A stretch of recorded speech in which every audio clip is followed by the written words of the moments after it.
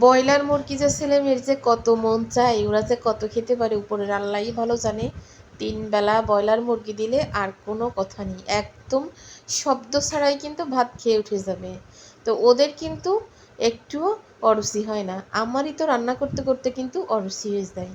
তা আমি তো গোশ রান্না করলে কখনো কম রান্না করি না, কারণ গোশ রান্না করলে আমি সবসময় বেশি বেশি করে রান্না করি।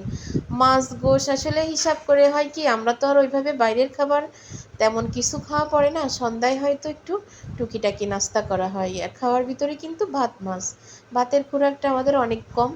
মাছ রান্না করলে একটু বেশি রান্না করতে হয়, গোশ রান্না করলেও কিন্তু বেশি করতে হয়।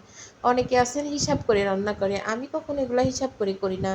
কারণ বাইরের খাবার যদি ওইভাবে নিয়মিত খাওয়া হতো তাহলে মাছ গোশ হিসাব করে রান্না করতাম। তো যেহেতু বাইরের খাবার কিন্তু ওইভাবে খাওয়া হয় না, হয়তো বাসায় যেটা তৈরি করি ওইটাই খাওয়া হয়, কিনা খাবার খুব কমই খাওয়া হয়। প্রথমত হচ্ছে ওর আব্বু দেশে থাকে না, কিনে এনে দেওয়ার মানুষ থাকে না। দ্বিতীয়ত হচ্ছে কিনে আনা খাবার আমার কখনো পছন্দ হয় না। যা কিনে নিয়ে আসে তার থেকে ভালো কিছু আমি বাসায় কিন্তু তৈরি করে দিই ওদেরকে, এই জন্য কখনো আমার পছন্দ হয় না। তো এখানে আজকের আমি মুরগির গোশে একদমই আলু কম দিয়ে দিচ্ছি, একসাথে আলু কেটে রাখিছি গরুর গোশের আর মুরগির গোশে। তো এইখানে মাত্র আমি 6 পিস আলু দিচ্ছি, আর বেশি আলু চলে গেছে আজকে গরুর গোশে। তা আমার